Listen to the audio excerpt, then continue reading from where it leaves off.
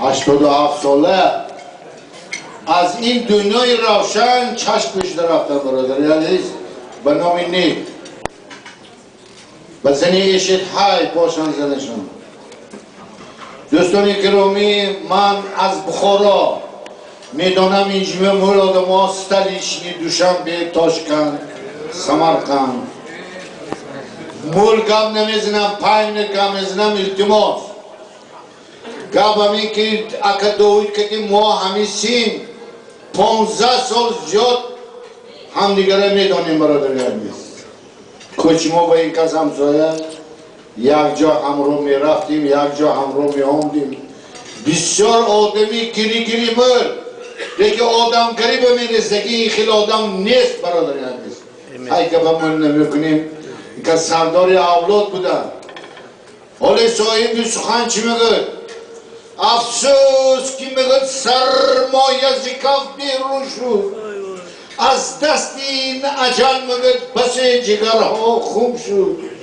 کس نآمد از آن جهان که آرد خبره که بپرسیم او حال مسافران شد. صاحب سخن نوشته چی میگه؟ عمر من میگه 100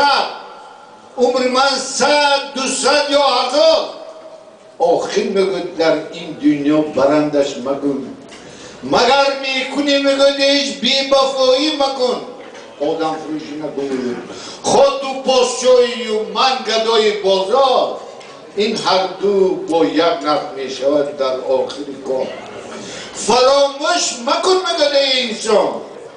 فراموش مکن میگه انسان در این جهان تو مهمانی کوشش بکن که میگه دایما از خفایت نام نیک تو مانی گر به مشکل عاجزان مگر صدقه خود رسانه انا صدقه کرد کن آنگاه میگه در این جهان نام نیک خود را تو میمانی. ای انسان میگه ای انسان میگه دنیای دو سه روز را آبادی نبین با آخر میگه آدمی ذات میرود در زیر زمین از روزی که میگه پیدا کش دنیا تقدیر انسان است همین مکانی ابدی انسان میگه با آخر میشود زیر زمین اگر خدا تقدیر کنه. ای انسان میگه ای انسان میگه با پول و دولت کم مکن خود را اصلا با ثروت و دولت میگه درگیز کلامی مکن هر جا در این دنیای بی‌بها میگه پول و دولت چیزی نیست تو کسی را آزار مده به کبر و کبر. ای انسان میگه در سخنی که تو گفتاری همیشه وی راضی دار در کجا که نباشی سخنی نیکت شود به تو یاد به سخنی بد بدان که تو گرفتاری دشمنی به زبان بد ممکن است که تو گردی خارزار.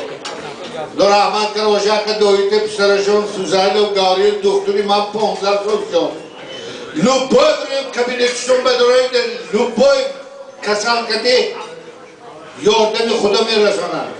یک دمکه شیر میگو